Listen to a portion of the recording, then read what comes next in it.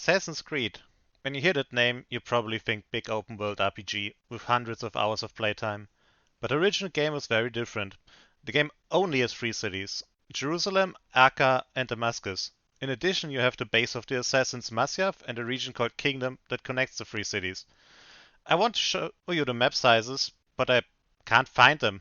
Only for Damascus and the Kingdom map. If any of you knows how big the other cities are, please tell me in the comments. The only other important place is the Abstergo laboratory. Wait, what do you mean laboratory? I thought this game takes place in the 12th century, I hear you say. Funny you say that, voice in my head, because I thought it too when I first heard of the game, and because of the beautiful video that plays when you start the game, it looks like that too. Fun fact about this video: the crossbow Altair is using is not in the game because it was removed before release.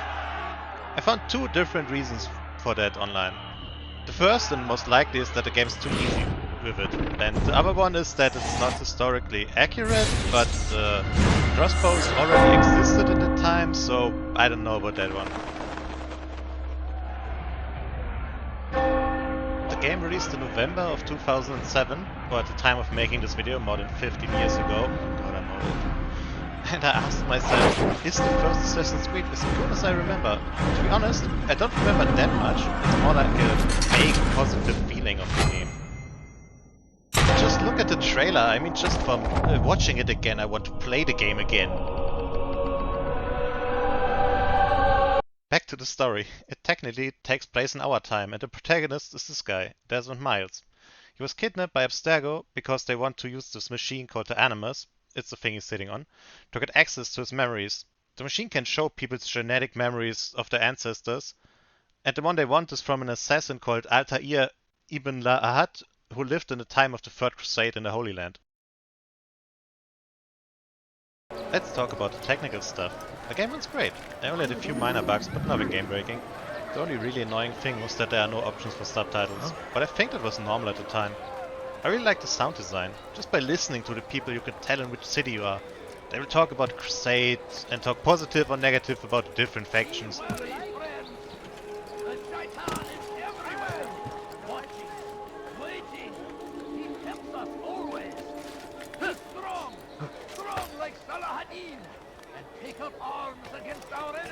I wish I could be as positive about the voice acting. I mean, the important characters sound okay, or sometimes good, but some of the people in the city sound really bad. You've done well, Altair, and I'm confident that this is but the first of many successes. Tamir spoke as if he knew you well. He implied my work had a larger meaning. And it doesn't help that you will hear them again and again. But a really nice detail I noticed was that fighting the Crusaders, they don't only speak English, they speak German and French too. And that makes sense, because that's the countries they come from for the Crusade.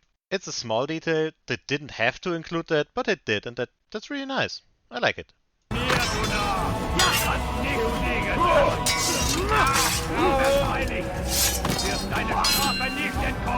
Let's talk about the story now. When you start the new game, the first thing that happens is we are in a courtyard with a woman without faces.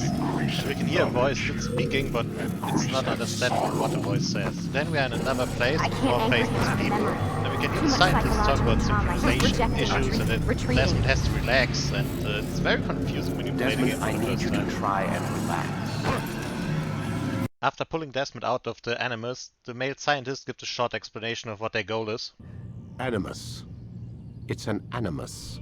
I don't even know you people. Why are you doing this to me? You have information we need, Mr. Miles.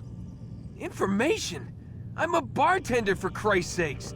What do you want me to do, teach you how to mix a martini? We know who you are, what you are. I don't know what you're talking about. Don't play coy with me. There isn't time. You're an assassin. And whether you realize it or not, you've got something that my employers want. Locked away in that head of yours. After a short tutorial, we are in a tunnel, and the first thing we see is Altair killing an old man. The other two assassins, Malik and his brother Kadar, don't like the way Altair does things, because it goes against the teachings of their master. An excellent kill. Fortune favors your blade. Not fortune, skill. Watch a while longer and you might learn something. Indeed. He'll teach you how to disregard everything the Masters taught us. And how would you have done it? I would not have drawn attention to us. I would not have taken the life of an innocent. What I would have done is follow the creed. Nothing is true. Everything is permitted. Understand these words. It matters not how we complete our task, only that it's done. But this is not the way of... My way is better. Altair is extremely arrogant. He knows everything better. Why should he listen to any arguments? What could they know that he doesn't? And it's really obvious that they don't like him, but they have to follow him because he has a higher rank than them. There. That must be the Ark. The Ark of the Covenant? Don't be silly. There's no such thing. It's just a story. Then what is it? Quiet! Someone's coming. I want us through this gate before sunrise. The sooner we possess it, the sooner we can turn our attention to those jackals at Masyaf. Robert de Sable. His life is mine. We see our target, but the Templars were faster and already in the temple. And after seeing the Grand Master of the Knights Templar, Robert de Sable, Altair decides to kill him. And like an assassin do, he does it in a sneaky way, right? No, he doesn't. He just climbs down the stairs, announces his presence, and tries to kill him directly, and it, of course, doesn't work. Well, this explains my missing man. And what is it you want? Blood.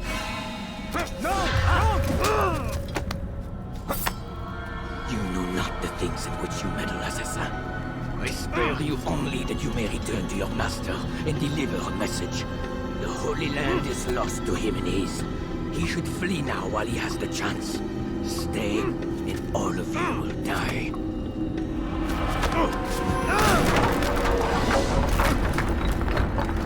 After getting thrown through the wall, Altair decides to leave his allies to die, and just climbs out of the temple.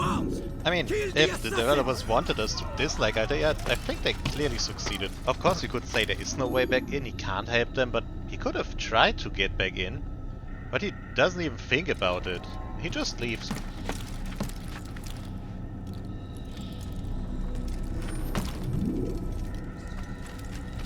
The parkour system makes a good first impression. It looks good and it's easy to use. That's really all I want from it. But we will see some problems with it later.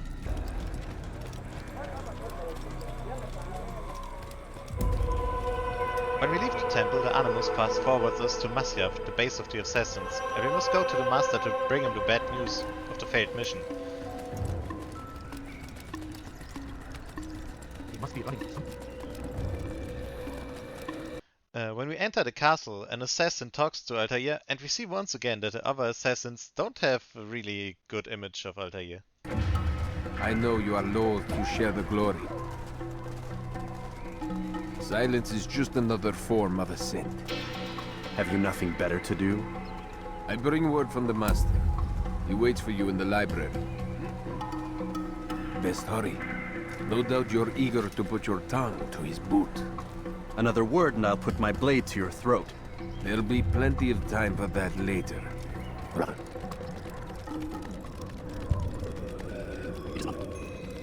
The master waits for him. After telling the master that we failed, he gets really angry. But luckily enough, Malik actually survived, and he got the artifact. But sadly his brother died, and the Templars followed him, and are now besieging Masyaf. The master now sends us out into the village to defeat the Templars. This will be our fighting tutorial. We have 4 weapons: the hidden blade, the sword, throwing knives, and our fists. But only the sword and the throwing knives are good for long combat. Most of the fights in the game will be either spam attack until the enemy dies, or just wait, counter, and one-shot the enemy. That's basically it. I don't think that's a problem, because I think personally assassins should not be seen, so no fights on the street. And you're just supposed to be stealthy all the time and don't deny the guards. And if you have to fight the guards directly, you're a pretty bad assassin. After defeating some enemies, we go back to the castle and get a special mission. We have to climb up a tower and wait on a platform. From there we watch as the master is talking to Robert. Heretic! Return what you have stolen from me! You've no claim to it, Robert. Take yourself from here before I'm forced to thin your ranks further. You play a dangerous game! I assure you, this is no game. So be it! Bring forth the hostage!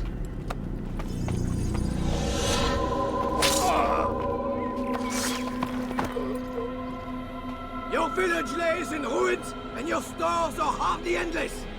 How long before your fortress crumbles from within? How disciplined will your men remain when the wells run dry and their food is gone? My men do not fear death, Robert. They welcome it, and the rewards it brings. Good. Then they shall have it all around. Follow me, and do so without hesitation. Show this fool knight what it is to have no fear. Go to God! Now we get one of the most iconic things Assassin's Creed is known for, the leap of faith. You jump from the platform into the stack, and we do it right. One of our other assassins doesn't, and he breaks his leg. So I don't think I have to say it, but please don't try that yourself. It doesn't work like that in real life. I'll stay behind and tend to him. You'll have to go ahead without us. The ropes there will bring you to a trap we've set. Now we have to climb a tower behind the Templars and activate a trap that kills most of them and the rest of them flee.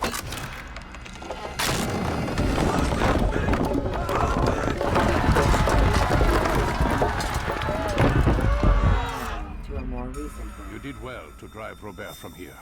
His force is broken. It shall be a long while before he troubles us again. Tell me, do you know why it is you are successful? You listened. Were it that you'd listened in Solomon's temple, Altair, all of this would have been avoided. I did as I was asked. No, you did as you pleased. Malik has told me of the arrogance you displayed, your disregard for our ways. What are you doing? There are rules. We are nothing if we do not abide by the Assassin's creed. 3 simple tenets, which you seem to forget. I will remind you. First and foremost, stay your blade. From the flesh of an innocent. I know. And stay your tongue, unless I give you leave to use it. If you are so familiar with this tenet, then why did you kill the old man inside the temple? He was innocent. He did not need to die. Your insolence knows no bounds. Make humble your heart, child, or I swear I'll tear it from you with my own hands. The second tenet is that which gives us strength. Hide in plain sight. Let the people mask you such that you become one with the crowd. Do you remember? Because as I hear it, you chose to expose yourself, drawing attention before you'd struck. The third and final tenet, the worst of all your betrayals. Never compromise the Brotherhood. Its meaning should be obvious. Your actions must never bring harm upon us, direct or indirect. Yet your selfish act beneath Jerusalem placed us all in danger. Worse still, you brought the enemy to our home. Every man we've lost today was lost because of you. I am sorry. Truly I am. But I cannot abide a traitor. I am not a traitor. Your actions indicate otherwise. And I so like you the leave me Assassin's no Creed. choice. It makes sense, it's simple. Peace be What upon more do you, you want? Altair. And it might look a bit extreme, but how do you say? You live by the creed, you die by the creed?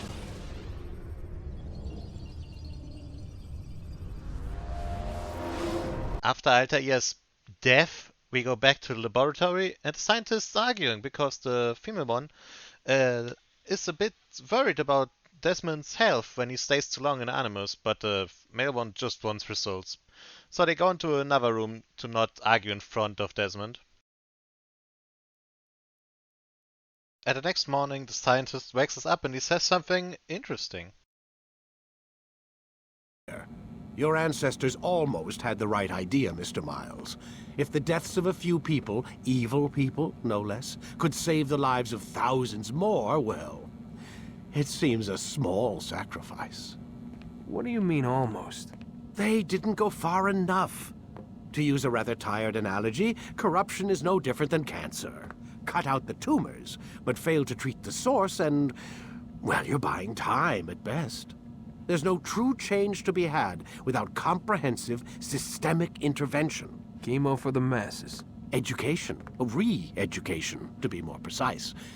But it's not easy, and it doesn't always take. Let me guess. You've got a better solution. What is it then? Now that would be telling. After going back in the Animus, we find out that, surprise, Altair is not dead. Who could have guessed? It's not like the Templars need the Abstergo scientists need an memory that's much later in the timeline. No. But anyways, the Master tells us that we are lowest rank again, because we failed earlier, and we lost every weapon and every skill we have, basically. So we are sent out for first mission as a recruit, basically. We have to find a traitor. To find the traitor, we first have to eavesdrop on some people by sitting right next to them. I know what I saw. Musul opened the gate. Then we have to pickpocket someone.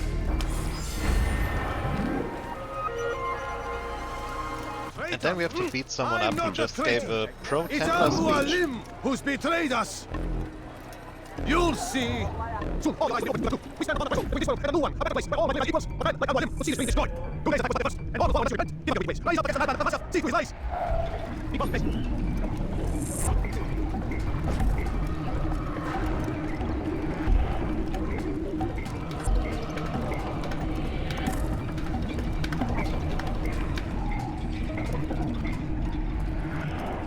And here we have a problem.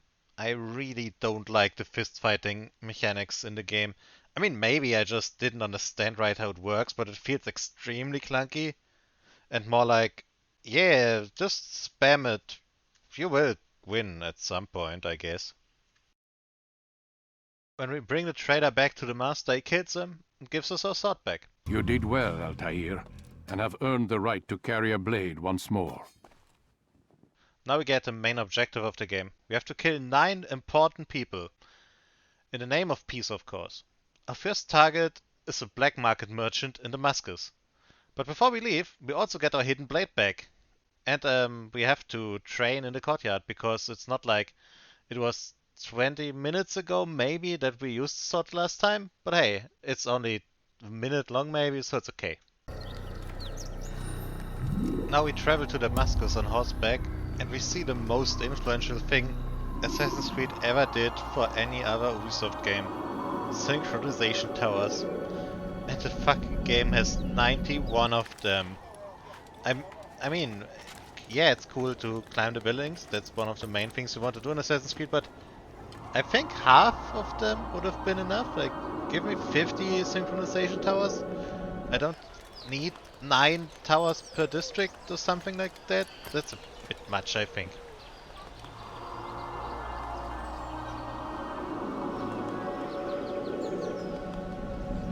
Once we reach the city, we have to go through the main gate, but the problem is there's some guards that don't like us and don't want to let us go. But conveniently enough for us, there's a group of scholars we can join, and Altair really fits right in, as long as you are blind on both eyes. Once we're in the city, we have to find the Assassin's Bureau and talk to the assassin inside called the Rafik. That's the person responsible to coordinate all the assassins in the city. He's the one who will decide when we are ready to start our assassination mission. And just, by the way, I really start to dislike saying the word assassin all the time. He will only let us start the mission when we bring him some solid information of the target. And how do you get information? Well, there are 9 ways to do it. And one is, well, worse than the next. They are really not that funny or interesting, but the good thing is none of them are longer than like 2 minutes. Yeah, I'm really not a big fan of these mini missions, and they don't really have much influence on how the assassination goes at the end. You don't have to do them all, you only need to do like, I think it was 3 of them, and then you can start the mission, or you can do them all, but as I said, it doesn't make a difference, so I mean, I did all of them just to have done all of them, but if I would replay the game, I would probably only do 3 of them and then do the assassination. Let's describe the missions from, in my opinion, worst to best. And let's start with the by far worst one, I think. It's just a little parkour run where you have to collect some flags. It's not hard, you have more than enough time to do them. The problem is the parkour system sometimes just doesn't work really, and it's sometimes not really that good to see which way you are supposed to run. And yeah, in the end it's just a bit clunky and boring. Next we have pickpocketing someone, and it's, I mean, it's okay. You go behind a person, steal from his pocket, leave, mission done. Easy. Not really that much to say about it. Next one is a race against the clock over the rooftops, and it has the same problem as the collecting flags mission. The parkour system. When it works, it's good. It's really fun, honestly, but sometimes the game just decides, no, you jump to the right now when you want to jump to the left, and you have to restart the mission then. Sometimes. Or you still make it. I mean, it's okay. I don't hate the missions, but I don't love them either. Now we get one that's a bit weird for an assassin to do. We have to destroy merchant stands by grabbing someone that's close to it and pushing them into it. And then we have to flee from the guard and go back to the person who gave us the mission. And that's it. Next we have an interrogation mission. And we do this by following our target after he finishes holding his little speech. And wait until we are alone with him. Then we beat him up in a nice little fist fight. And by nice I mean terrible, because I don't like fist fighting in this game. Then he tells us what he knows and we kill him. And mission done. Next we have a mission that makes me question how competent the other assassins in the game are. Because we have to escort one of the other assassins to the city gate and have to like fight 3 or 4 waves of enemies on the way. And that's basically it. The question I have is, can the other assassin really not do this on his own? Do we really have to babysit him on the way out of the city? I mean, he should be as competent as either here. I mean, maybe not as competent, but close. He should at least be able to avoid the guards, but well, that's just how it is. Now we get to the top 3 missions, and I have to say I kind of like these missions. They're okay. The bronze medal goes to killing archers on the rooftops, but the twist is you are not allowed to be seen or you fail the mission. And that's just real assassin's works for the first time maybe. It's not hard, of course. It's really easy to do, but it's nice to do some assassin work that actually forces you to be stealthy. I like this. Gives my seal of approval. And second place goes to killing a target that's not on a rooftop, but in the middle of a crowd without raising the alarm. It's okay, but it's pretty simple because you just go up to them, hit them with the hidden blade, go away before they fall down, and then leave the area. But again, it's actually assassin's work, so it's okay. And now, in my opinion, best kind of information mission, the only mission that always gives us real information directly from source. We have to eavesdrop a conversation by sitting on a bench next to them or standing in a group of people and staying hidden and just listen to them talk. It's of course simple as always, but I like that we actually hear the information ourselves and not just help someone else and then he gives us the information, like in every other mission except maybe for the pickpocketing one. So none of the missions are really terrible. My problem is that they are basically never directly focused on the target of the assassination we have to do later, except for the eavesdropping one, because sometimes you actually eavesdrop on the person you're going to assassinate later. But normally it's just help this person who knows things and he will tell you, but the things he tells you won't really have an impact later on, so why even do it in the first place? But anyways, once you're done with them, you can start a real big assassination mission, and that, yeah, it's just as disappointing as the rest of the missions, sadly. Almost forgot, there's one more type of mission. It doesn't give you information, but it gives you help. You can save citizens from city guards, and in return they will spawn some helpers that will either give you cover or will distract the guards. Both is okay and not really needed because the AI is not smart, but it's nice that you have the option. Now that we have gathered all the information we need, we can start the real assassination. Step 1. Go back to the Rafi and tell him that we have the information. He will judge if it's enough or not, and if it's enough, he will give us a white feather that we will need later. Step 2. Go to the place where our target is. Most of the time this means getting past some guards, but this time not, because it's the first mission, and it's supposed to be easier, I guess. Step 3. Listen to the target talking for 1 or 2 minutes, and then stabbing him to death. Right in front of the crowd, because assassins are not known to be stealthy.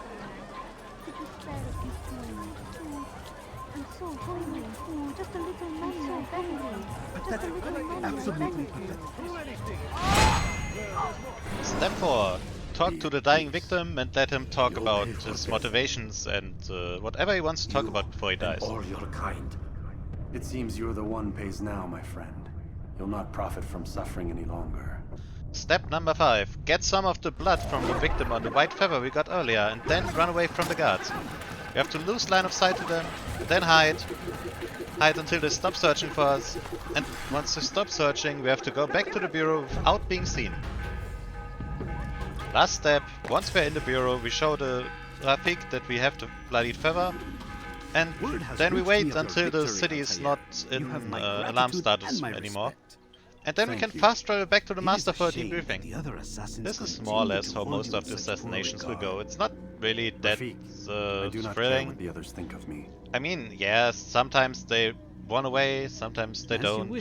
One of them hides on a ship. It's not that interesting. I expected more, honestly, but maybe my expectations were just too high from playing the other Assassin's Creed games. After finishing our first assassination, as a reward we get a short sword back. And well, it doesn't feel any different than using the normal sword, but it looks different, so yay, I guess.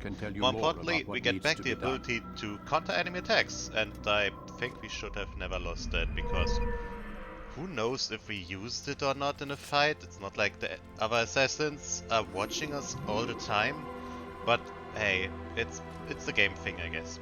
Game has to give you anything to reward you, so it has to take something away that it can give back to you or something like that. But anyways, after this we can choose between the next 2 assassin missions, and it goes to the other 2 cities we didn't see yet. That's nice that the game lets us choose which one we want to do first, but I won't describe every assassination mission. I will just describe to you the favorite one. Except for the last one, because the last one is a bit different, and we will get to it when we get it. To do first, we have to kill the Grand Master of the Knights Teutonic called Sibrand. He is a bit paranoid after we already killed 6 other high-ranking Templars, and it shows. He doubled the guards. He doesn't give them breaks, basically. He gets paranoid about them talking in private. We can see that at one point in an eavesdropping mission. It's getting worse. His paranoia knows no bounds. He's doubled our shifts. No one sleeps. Wasn't so bad till he decided to make the port his home. He's planning something at sea. That's why he came here. Planning what? What's the meaning of this? The 2 of you off in a corner, whispering, plotting? Nothing of the sort. We were only... Only what? What secrets are you keeping? You misunderstand. Damned assassins, they're probably here right now, watching us. Do you find this amusing? Do you? Pull off while you can. Double the patrols. Which ones? All of them! But we don't have the men. Find them! Recall our knights from the field if you must. And yeah, he's basically barricaded himself in the harbor, and he starts killing everyone that looks kind of like an assassin, including the scholars that are also wearing those white clothes. We can use them to hide between them, so it's not that far off to think that they might be assassins, but it's still pretty extreme. I mean, he looks like a complete madman at this point, and it's probably best for everyone around him that we kill him. And most certainly not against you. So you say, and yet no one here will vouch for you. What am I to make of this? I live a simple life, my lord, as do all men of the cloth. It is not for us to call attention to ourselves. Perhaps. Or perhaps they do not know you because you are not a man of God, but an assassin! Never. You wear the same robes. If they cover themselves as we do, it is only to instill uncertainty and fear. You must not give in. Are you calling me a coward? Challenging my authority? Are you perhaps hoping to turn my own knights against me? No. I don't understand why you're doing this to me. I've done nothing wrong. I don't recall accusing you of any wrongdoing, which makes your outburst rather odd. Is it the presence of guilt that compels a confession?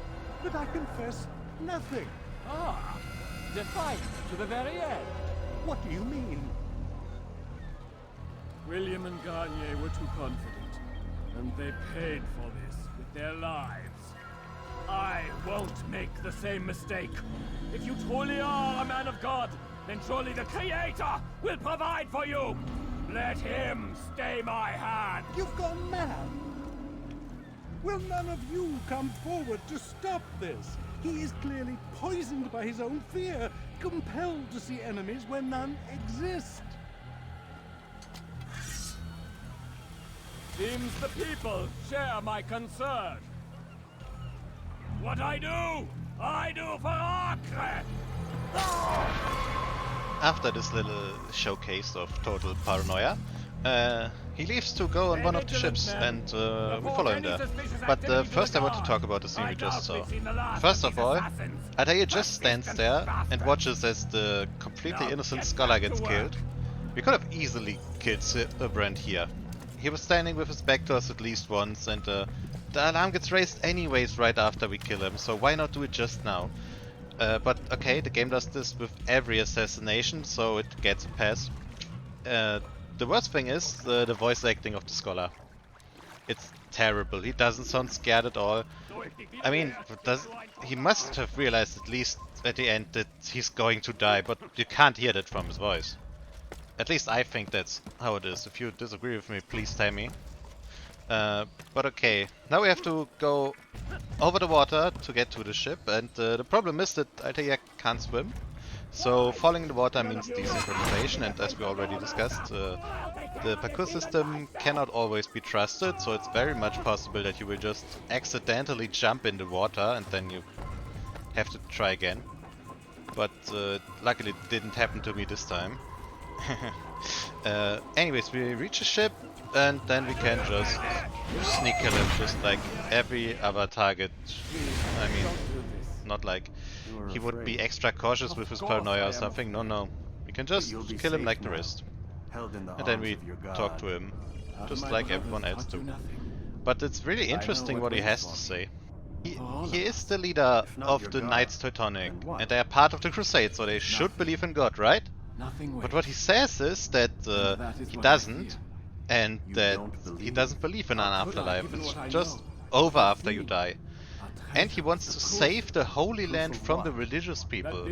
That's not what you would expect from a high-ranking knight. It's kind of sad that he doesn't have anything to believe in for an afterlife. It's just... I mean, it makes complete sense now that he's so terrified of being assassinated when he believes that there's nothing after this. It's just over, and I mean, that's really terrifying if you think about it. You just die, and that's it, and it's something most people don't want to talk or think about at all, because it's just a scary thing. And he's at his end at this point when we kill him. He's completely crazy, and I don't think he would have made it long anyways. Probably would have been killed by an angry mob or one of his people or something like this. So it would have been over for him soon anyways. Before we go to the last assassination, I want to talk about the parkour system a bit. I already said that it sometimes just doesn't want to work, and it just reads your inputs wrong. But what's really annoying is sometimes you see a wall, it looks like you could easily climb up there, and Altair just doesn't. or you hang on a ledge and want to pull yourself up, but he just doesn't. And that's extremely annoying when you try to go to a synchronization point and he just doesn't want to climb up there. And it can be a real problem sometimes. And the other thing is, you sometimes jump and suddenly you lose your complete momentum and he just hangs in the air for a moment before dropping straight down. And I just don't understand how this can be acceptable, because it's really annoying and no fun at all when this happens.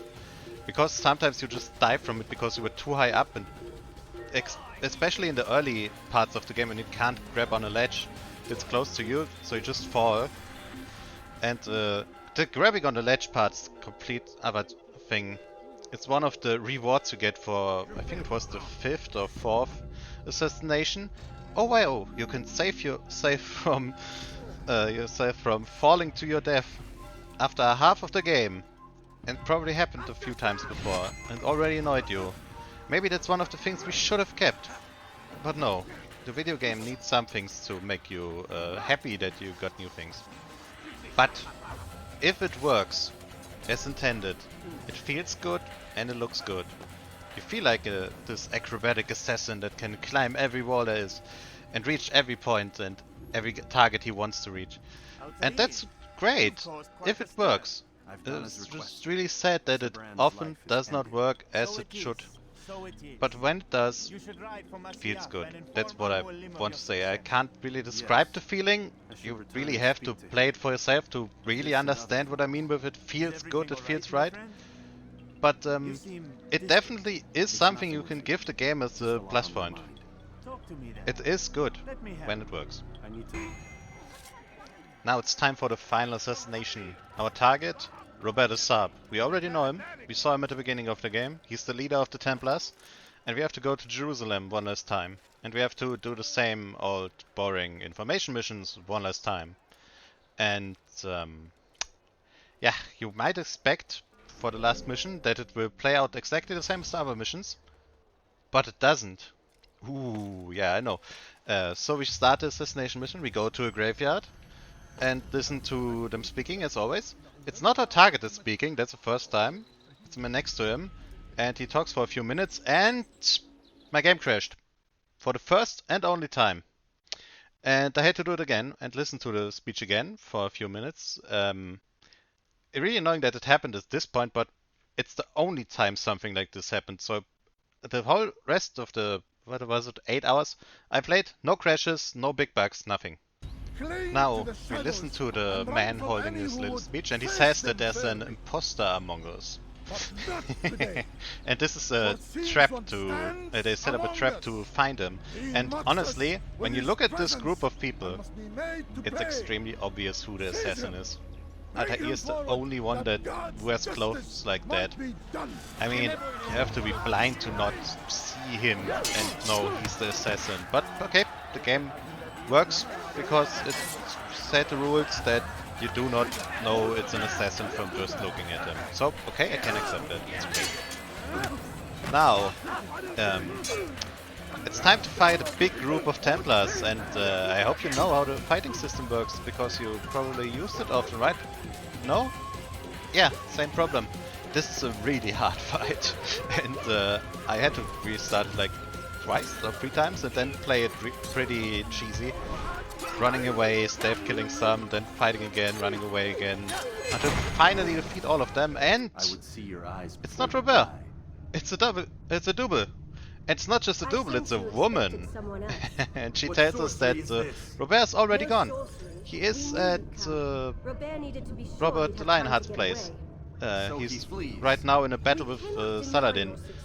So we have to go there, and that's interesting. It's a bit sad that I already knew that a twist would happen, but it's a good twist, I think.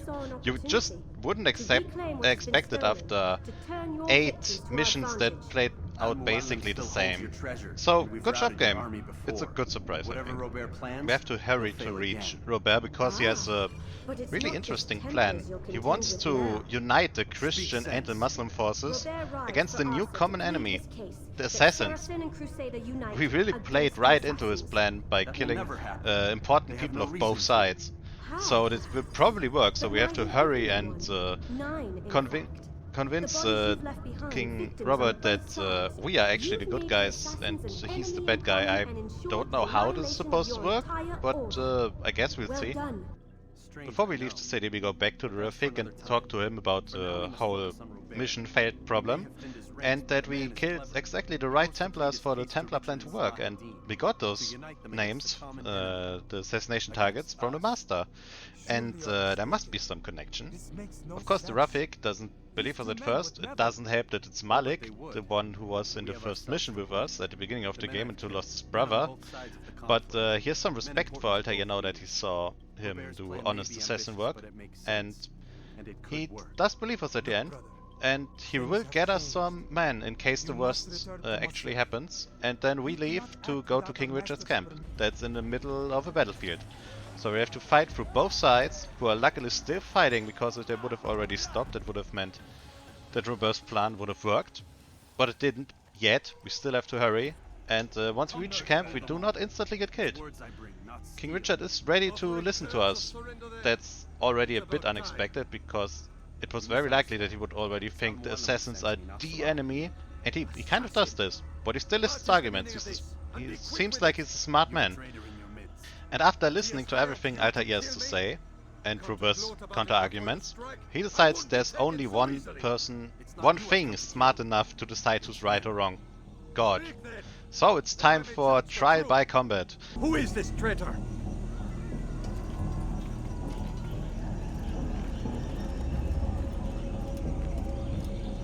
Robert de Sable. My lieutenant!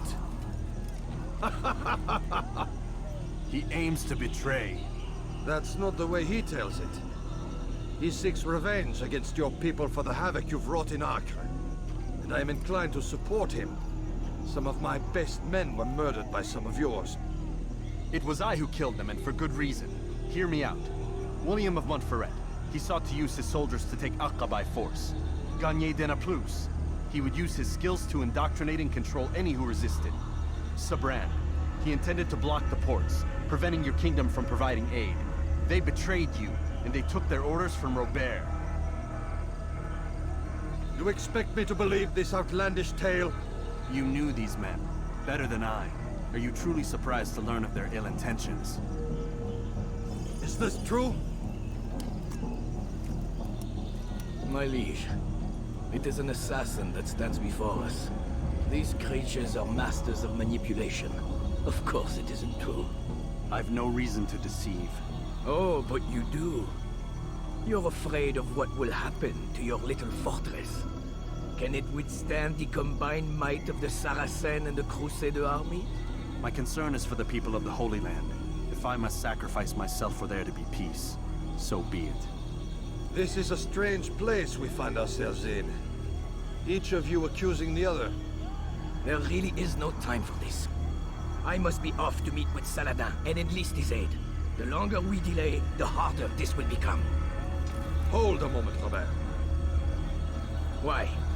What do you intend? Surely you do not believe him? It is a difficult decision, one I cannot make alone. I must leave it in the hands of one wiser than I. Thank you. No, Robert, not you. Then who? The Lord. Let this be decided by combat. Surely God will side with the one whose cause is righteous. If this is what you wish. It is. So be it. To arms, assassins! And it's, of course, very fair combat, 1v1 against Robert. No, of course it's not, we have to fight 10 knights first. And this is probably the hardest fight in the game. It doesn't help that I'm bad at the fighting. I just, yeah, there's no excuse. It's a me problem. I'm bad at this game. And I would probably have been faster with it and not needed like 6 tries if I would have fought more. But as I said earlier, I think assassins should be sneaky and not fight on the streets most of the time. Unless it's fun. But anyway, we defeat the Templars. I mean, I guess they are Templars because they are working directly under Robert, but let's say we defeat the Knights and then we can fight Robert. He is pretty tough, and if we die to him, we have to do the whole fight again, so don't die to him, please. And after a hard-fought battle, a really hard-fought battle, we finally defeat him and he dies. Finally. After defeating Robert, as always, we talk with our defeated victim. And he tells us that the Master did not just betray us. The Master himself is Templar. You're but a puppet. He betrayed you, boy. Just as he betrayed me. Speak sense, Templar. Or not at all. 9 men he sent you to kill, yes? The 9 who guarded the treasure's secret. What of it? It wasn't 9 who found the treasure, assassin. Not 9, but 10. A 10th? None may live who carry the secret. Give me his name. Oh, but you know him well. And I doubt very much you'd take his life as willingly as you've taken mine. Who? It is your master, Al-Mualim. But he is not a Templar. Did you never wonder how it is he knew so much? Where to find us, how many we numbered, what we aspired to attain? He is the master of the assassins. We, master of lies. You and I just 2 more pawns in his grand game. And now, with my death, only you remain. Now that's a twist. You probably could see coming if you think about it. But anyways, good one. And we talked to Richard for a moment, and he says he's not ready yet to stop the war. So no peace for us, I guess. But at least he won't attack the assassins. That's a good thing. So we leave his camp and we go back to Masyaf to confront the Master one last time. The problem is, to stop Al-Mualim, we have to fight our way through the assassin village, and he has basically everyone under something like mind control with this artifact we got at the beginning of the game. And at one point, it's just too many enemies. I can't go on because there's always new enemies pushing in. But at the last moment, Malik shows up with some other assassins. It looks like they are not affected by this mind control thing yet. So Altair sends them to the other side of the village to Guard yourself well, friend. get every enemy to go there. It's a distraction, you could say. And we can go to the Master that's in the castle. It's a bit weird when you go there because there are a lot of people just standing there like zombies, you could say. They're just standing in front of the entrance, they do nothing. We can just walk right past them and go into the backyard. And some of you might recognize this because at the very beginning of the game, in this strange sequence that didn't really work in Animus, we were already in there. It was the thing with the faceless woman and this light person saying something you couldn't understand. Now that we reached the Master, I will just give him a moment to talk, so he can say himself why he did all of this.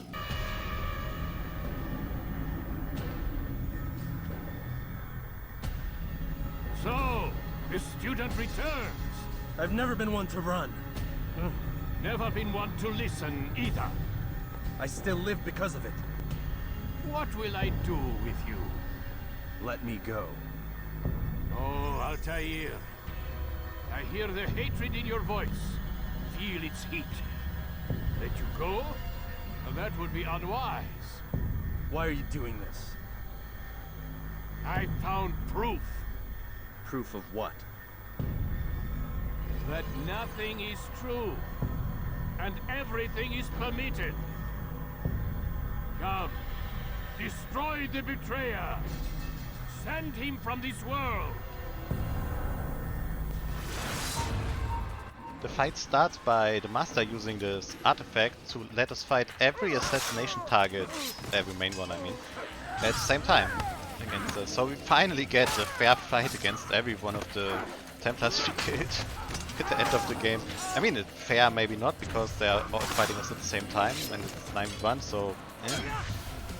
Or are you afraid? I have stood before 1,000 men, all of them superior to you, and all of them dead. By my hand! But anyways, after defeating the holograms, I think, maybe, we can fight the Master directly, or more like the Master times 9, because now we fight 9 against 1 against the Master instead of the duplicates of the assassination targets. And the fight...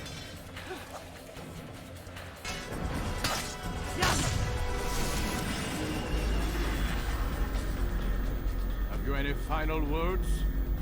You lied to me. Called Robert's goal foul when all along it was yours as well.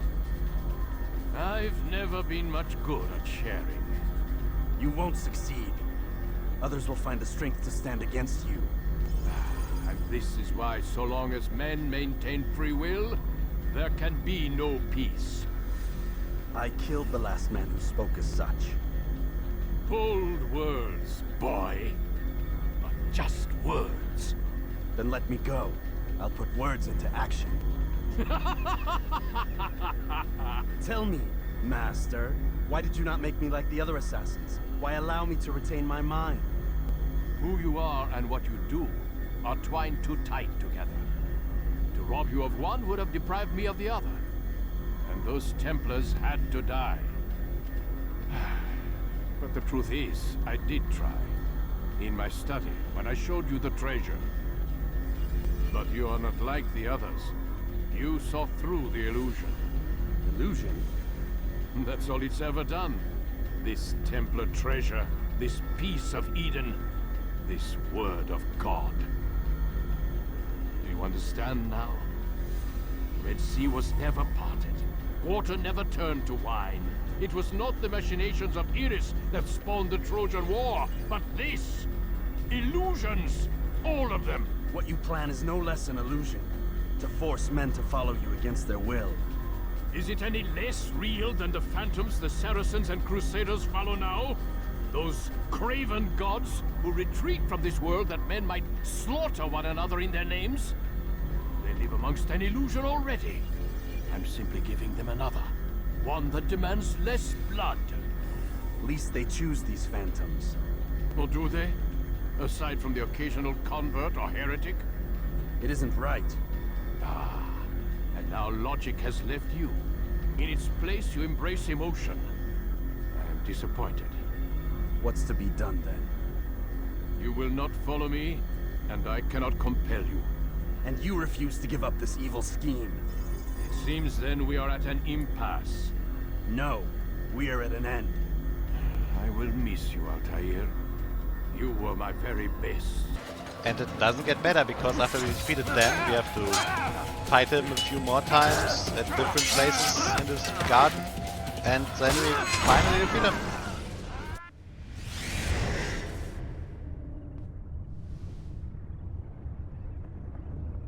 Impossible. The student does not defeat the teacher. الشيء واقع مطلق بل كل ممكن. So it seems. You have won then. Go and claim your prize. You held fire in your hand, old man. It should have been destroyed. Destroy the only thing capable of ending the Crusades and creating true peace? Never. Then I will. We'll see about that. I applied my heart to know wisdom, and to know madness and... This piece of Eden shows a world map, and there are a lot of blinking points on it that show the location of other pieces of Eden. So just the thought of one of them existing and being so powerful is already terrifying. But there are like 30, 40 blinking lights all somewhere on the world, maybe somewhere underwater or something like this, some places you can't reach. But if they are all that powerful, holy hell, you really don't want the Templars to get them. Or anyone for that matter. So what happens now that the Templars have what they wanted? Are they just going to kill Desmond? No, they're not actually. The female scientists is arguing that we might need Desmond again, because not everyone can use the pieces of Eden as it seems. And then they leave the laboratory. And we see some strange writing on the floor and on the walls, and then the game's over. What the hell is that?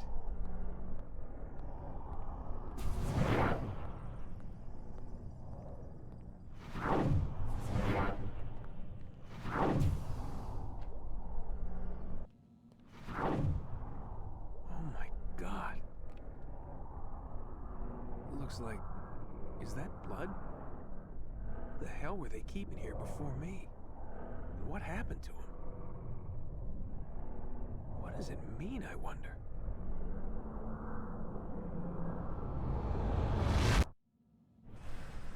Yeah, you don't learn what the writing means or anything. You have to play the next game for that.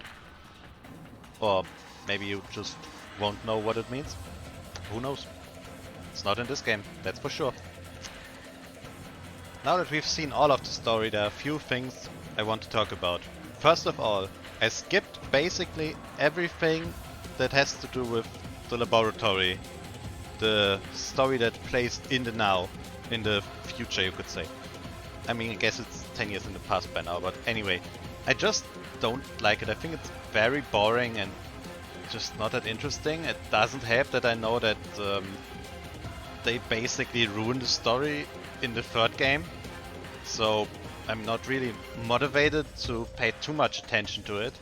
And it's basically just Desmond goes away from the animals, he sleeps, he talks with the mad scientist for a bit, who's like, ooh, yeah, Mr. Miles, the assassins didn't go far enough with the way they did things. They should have killed even more people and blah blah blah. It just feels like, oh yeah, we're bad. And that's just kind of boring. I mean, yeah, cool. The Templars are ruling everything. We just don't see anything. We just hear it from this one guy all the time. But we can't see anything outside of the laboratory, so who really cares about this? And yeah, I just think the story would have been better if it was completely in the past. You would just be Altair, you would not be some other guy that's seeing the memories of his past or something like that. I mean, you could still have made the whole series of games that are loosely connected, but yeah, maybe it's a me thing that I don't like it. Next thing I want to talk about, the Templars, so the ones in the past, not the ones in the laboratory. They all think they do what they do for the good of the people. For example, one of them is a slave trader. And yeah, we can all agree slavery is bad, but maybe it's better than starving on the streets. Just maybe. So from a certain point of view, he is doing a good thing for the people. I mean, you don't have to agree with this. Maybe you shouldn't agree with this. Another example.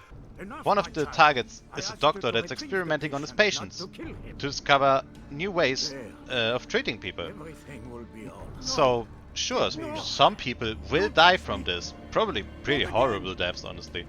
But in the end, there will be more people saved by what he finds out than he will kill people. Probably. Maybe. And so it's not really just easy to say this one's bad, this one's good. I mean, the assassins, they kill people, and just because they judge them as doing something wrong, not necessarily because they actually did something wrong. So who's really in the right at this point? It's probably everything in some shades of grey and not really black and white. That's really an interesting thing, and I think the later game loses this a bit by making the Templars, or whoever they are called in the games, a lot more evil than they are in this one.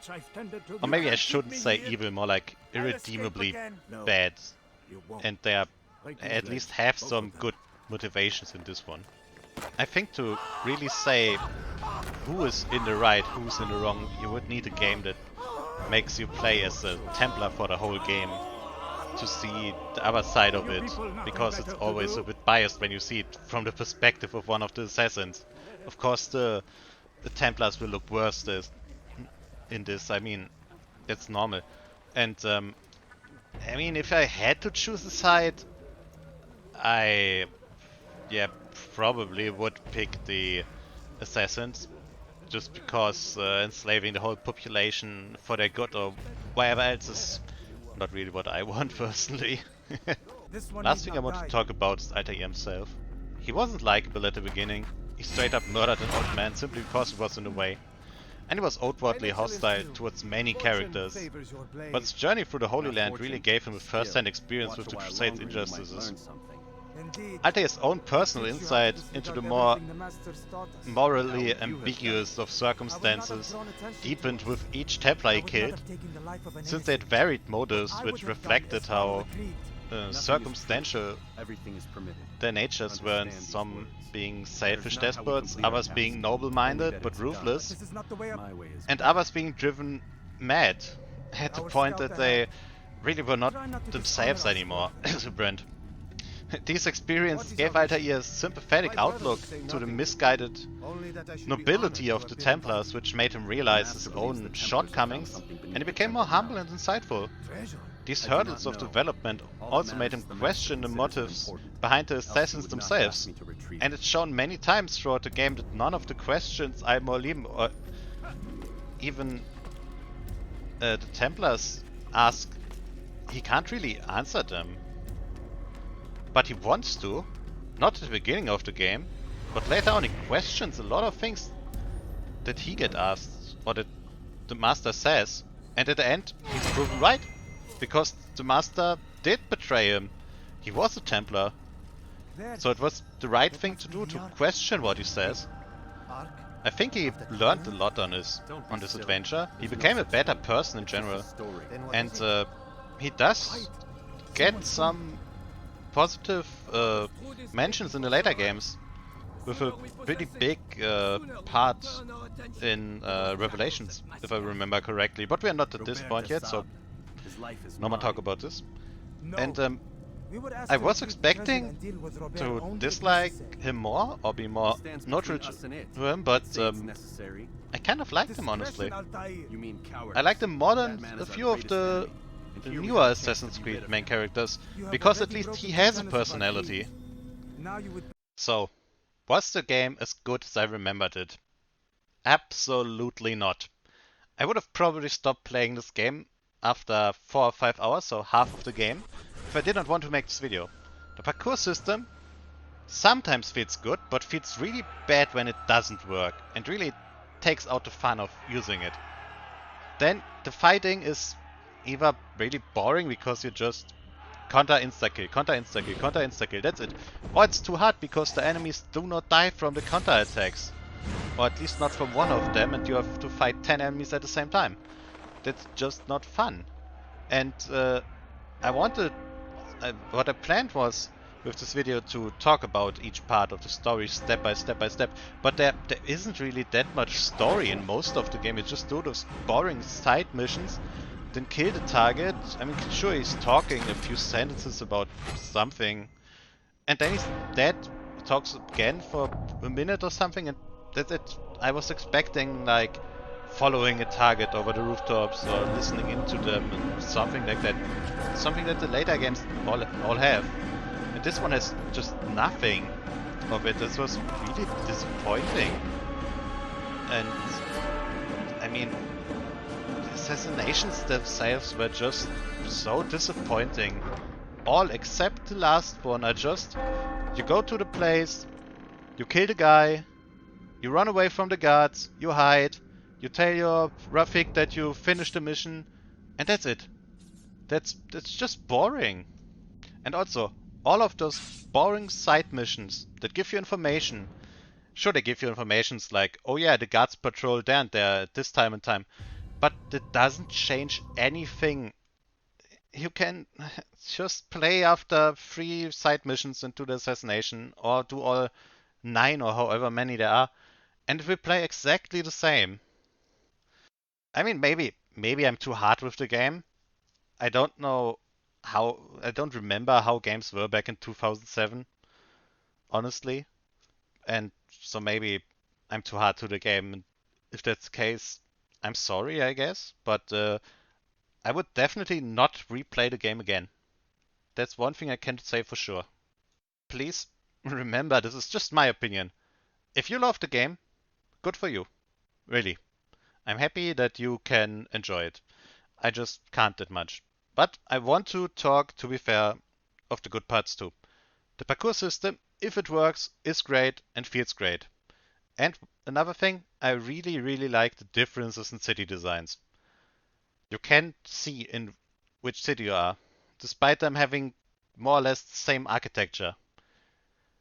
And I liked Altair. He's a good main character.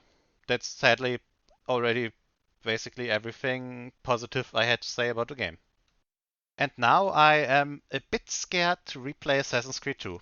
In my mind, it's the best Assassin's Creed game we have. Maybe Brotherhood better. I always see Assassin's Creed 2 Brotherhood Revelations as one long game, honestly. And I guess we will see that soon if I don't need like half a year to make my next video. So thank you all for watching, and if you have any suggestions how I can make the videos better, please write them in the comments. And see you next time. Bye bye.